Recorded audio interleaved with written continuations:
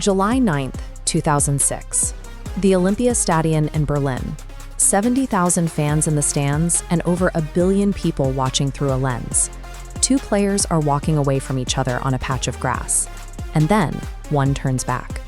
This is the exact moment the broadcast went silent. We are looking at the final 10 seconds of Zinedine Zidane's career. Months earlier, he announced he would retire the moment the tournament ended. There is no next season. There is no chance for redemption. This is the closing chapter for the most decorated player of his generation. The context is a grueling, physical 1-1 tie in the 110th minute of the World Cup final. Both teams are beyond the point of exhaustion, playing for the single most important trophy in professional sports. For years, the public narrative of this moment was built on a falsehood. Tabloids reported that the Italian defender used a racist slur against Zidane's mother, a claim that was widely accepted as the only logical reason for a world-class athlete to lose control on the global stage. To understand why that narrative was wrong and what actually happened in those 10 seconds, we have to look at the man Zidane had become over the previous 15 years. A player defined by a level of composure that, until this moment, seemed impossible to break. Zidane grew up in La Castellane, a housing estate in Marseille, where football was more than a hobby. It was a disciplined path away from a neighborhood that demanded constant situational awareness and absolute loyalty to one's family. He signed with Cannes as a teenager and quickly moved to Juventus in Italy. There, he refined a style of play based on spatial manipulation, winning back-to-back Serie A titles by remaining calm while defenders grew desperate. By 2001, Real Madrid made him the most expensive player in the world. In the white kit of the Galacticos, he projected an aura of total intellectual control, rarely appearing rushed even when outnumbered in the midfield. The height of this technical composure arrived in the 2002 Champions League final. A ball dropped from the sky at a sharp angle. Rather than trapping it, Zidane pivoted and struck a left-footed volley into the top corner.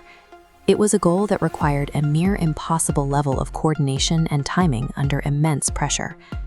4 years earlier, he had already secured his place as a national hero.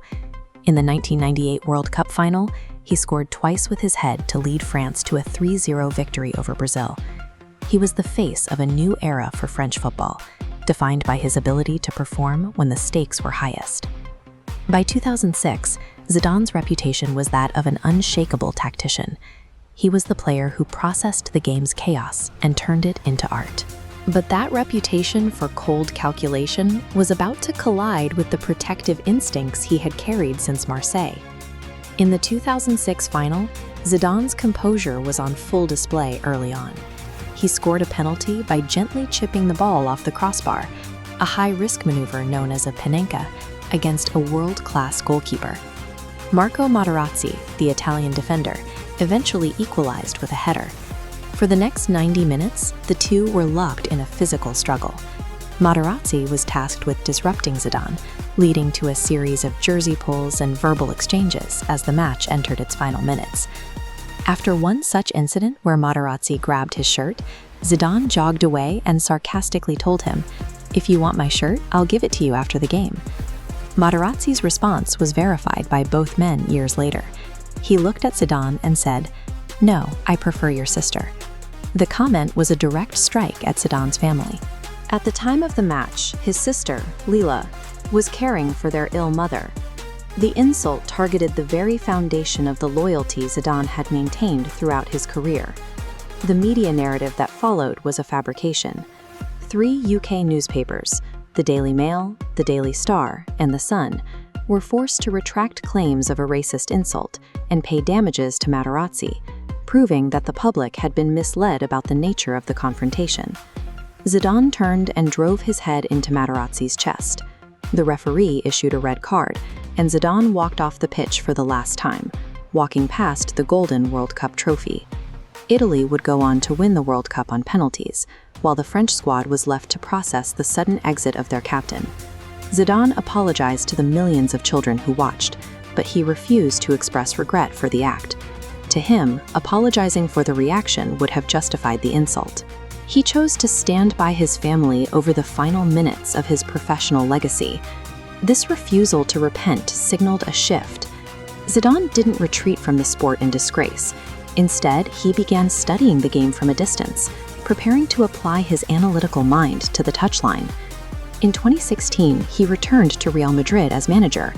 He traded his kit for a suit, bringing the same observational intensity to the technical area that he once displayed in the midfield. His results were historic. Zidane led Real Madrid to 3 consecutive Champions League titles between 2016 and 2018, a feat that no other manager has achieved since the competition's modern rebrand. Looking back, the 2006 final was not the end of Zidane's story, but a rare look at the boundary of his control. His career shows a man whose analytical brilliance on the pitch shared space with a protective, lifelong loyalty to his family. A mastermind who, even in his final 10 seconds, refused to play by anyone's rules but his own.